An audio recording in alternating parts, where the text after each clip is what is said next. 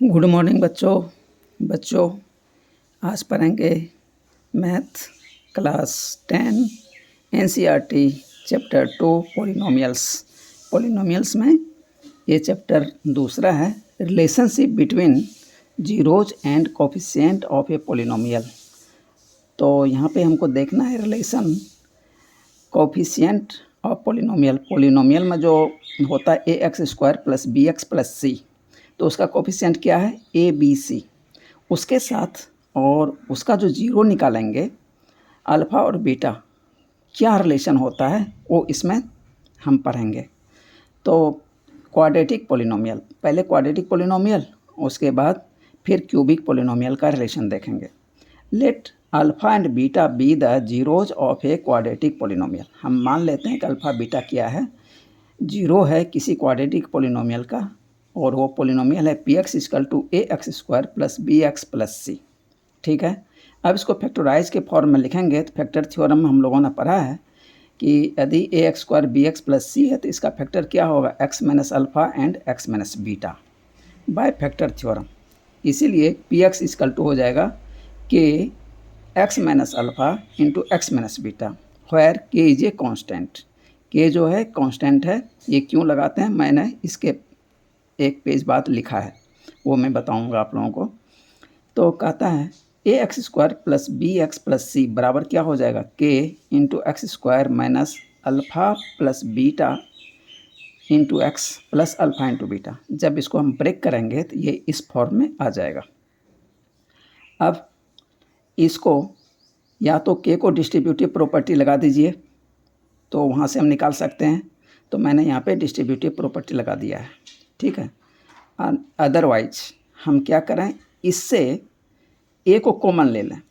तो इससे जब ए को कॉमन लेंगे तो ए बाहर जैसे आएगा तो हो जाएगा x square plus b by a x plus c by a बराबर हो जाएगा के into x square minus alpha plus beta x plus alpha into beta.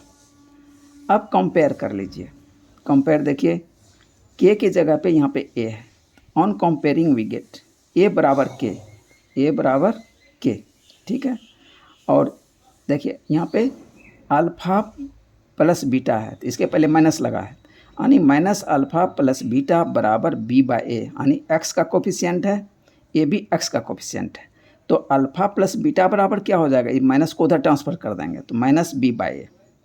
तो इसको हम ऑब्जर्व कर रहे हैं कि बी क्या है, माइनस तो फार्मूले से आ गया माइनस, अब बी क्या है कोफिशिएंट ऑफ एक्स है, यानी एक्स का कांस्टेंट है। ठीक है, डिवाइडेड बाय ए क्या है कोफिशिएंट ऑफ एक्स स्क्वायर। तो इसको हम बोलते हैं सम ऑफ जीरोज, यानी अल्फ़ा और बीटा क्या है जीरोज है, इस दोनों को जोड़ दिया तो इसलिए इसको बोलते हैं सम ऑफ जीरोज। अब दूसरा रिलेशन है अल्फ़ा इंटू बीटा।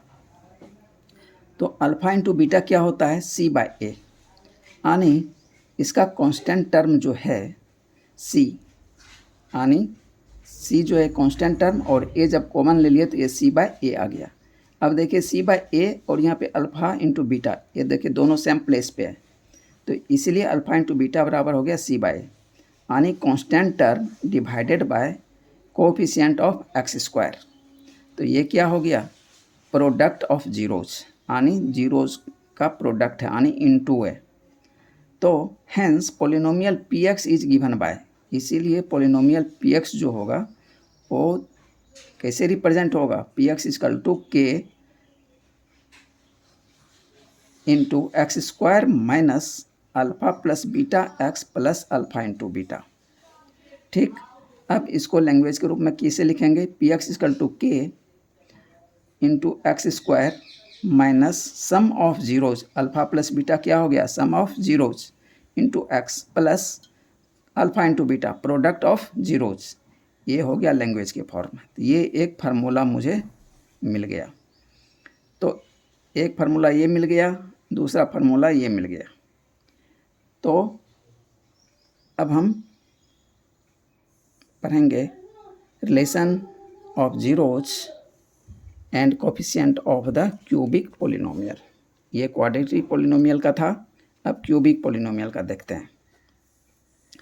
क्यूबिक है यानी पावर 3 है, तो इसके कितने जीरोज होंगे? 3 जीरोज होंगे। इसके पहले वाले चैप्टर में पढ़ चुके हैं। तो 3 जीरो होंगे तो मान लेते हैं कि एक है अल्फ़ा, दूसरा बीटा, तीसरा गामा। एक है अल्फ़ा, दूसरा बीटा, तीसरा gamma. Be the zeros of a cubic polynomial. तो पी एक्स बराबर क्या हो गया?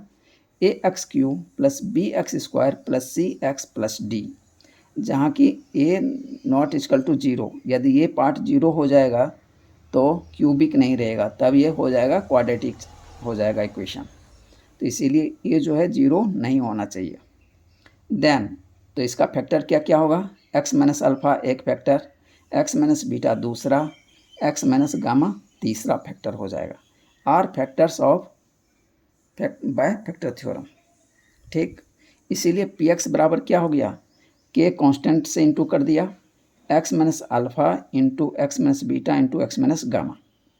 तो अब पी एक्स के बदले जो पोलिनोमियल दिया है उसको लिख दिया, a x cube plus B x square plus c x plus d बराबर के, जो ये लिखे हैं इसको यहाँ पे लिख दिया। तो के into x minus alpha into x minus beta into x minus gamma.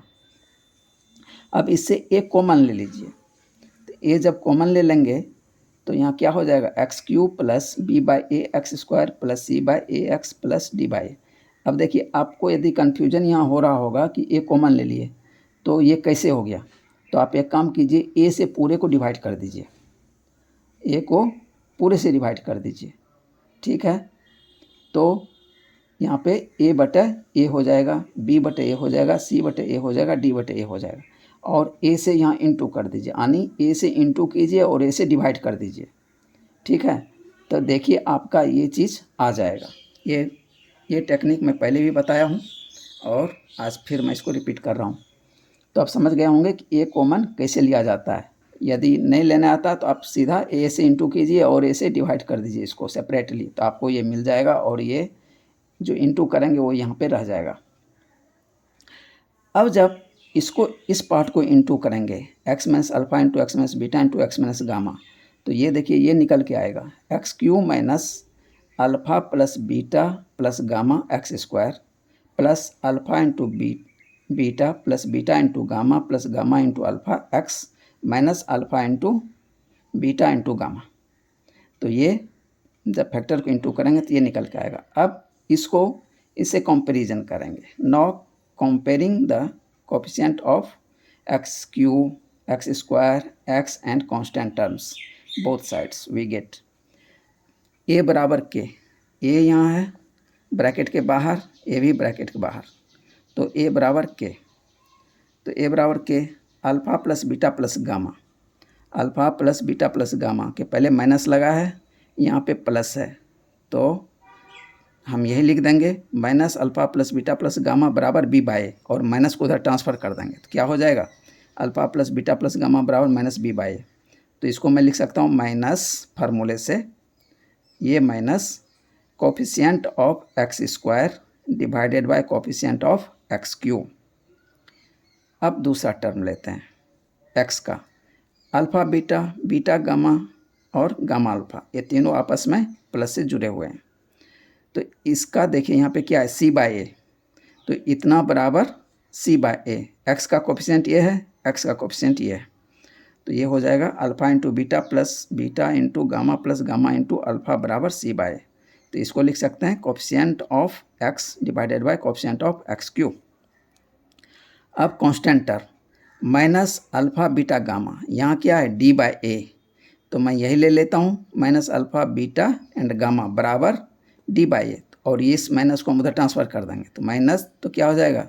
Alpha beta gamma बराबर माइनस डी बाई ए, तो वही हो गया अल्फ़ा बीटा गामा बराबर माइनस डी बाई ए। तो बराबर माइनस आ गया फार्मूले से, constant term divided by coefficient of x Q. तो आप इसको जब ऑब्जर्व करेंगे क्वाड्रेटिक से तो आपको रिलेशन थोड़ा समझ में आ जाएगा इजीली। इसमें कांस्टेंट जो था सी बाई ए था जो कि पॉजिटिव था, लेकिन एक्स का जो कोएफिशिएंट था ओ क्या था, माइनस था, माइनस बी बाई ए। तो इसका भी देखिए माइनस बी बाई ए है और उसके बाद सी बाई ए है, उसके बाद माइनस डी बाई ए है, मतलब ए को छोड़ के एक जो है माइनस है। तो इसमें कन्फ्यूजन नहीं होना चाहिए। तो alpha plus beta plus gamma यानी ये क्या हो गया, सम हो गया। तो इसी को मैं लिख सकता हूँ सम ऑफ द जीरोज। इसको लिख सकता हूँ sum of product of zeros, sum of product of zeros taken two at a time. दो को एक साथ जब लिया गया है तब उसको सम किया है, तब ये आया है। उसके बाद अल्फ़ा बीटा गामा, ये क्या हो गया, प्रोडक्ट ऑफ जीरोज यानी माइनस डी बाय ए। ये क्यूबिक का रिलेशन है। हालांकि ये रिलेशन आपके बुक में दे दिया है और इस पे क्वेश्चन नहीं दिया गया है। तो फिर लगता है कि क्वेश्चन पूछेगा या नहीं पता नहीं, लेकिन ये थ्योरी आपको जानना है। यदि दे दिया तो आप इसके आधार पे बना सकते हैं।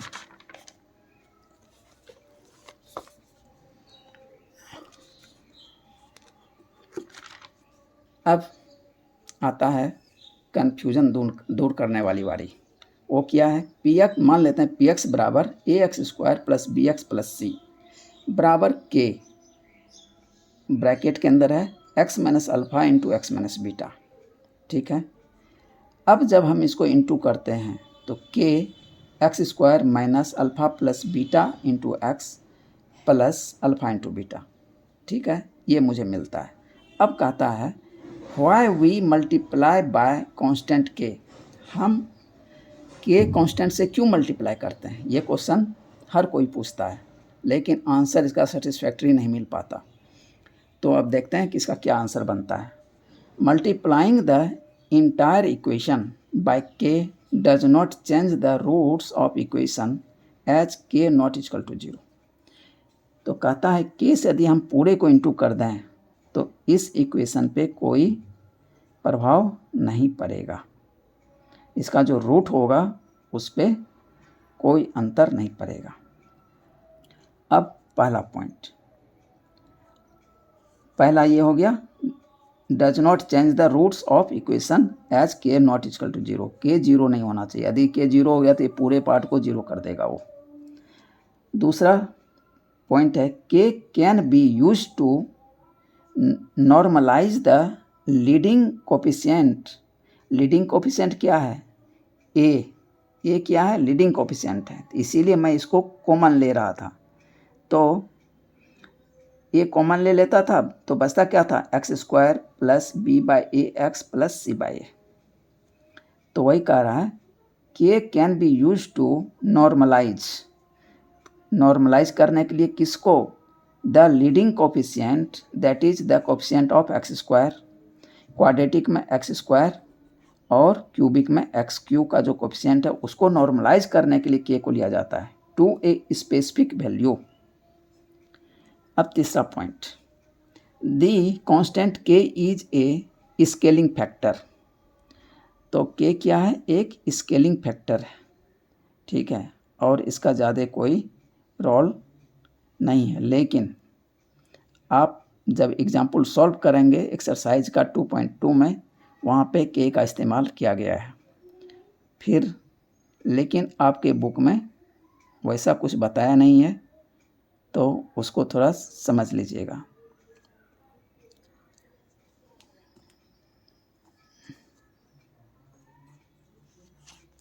अब जैसे एग्जाम्पल है P x equal to x square minus 5x plus 6 has zeros 2 and 3। इसका जो जीरो है 2 एंड 3 है। अब यदि इसको के से इंटू कर दें फिर इसका जीरोज निकालना है तो वो क्या आएगा, 2 एंड 3 के ही रेशियो में आएगा।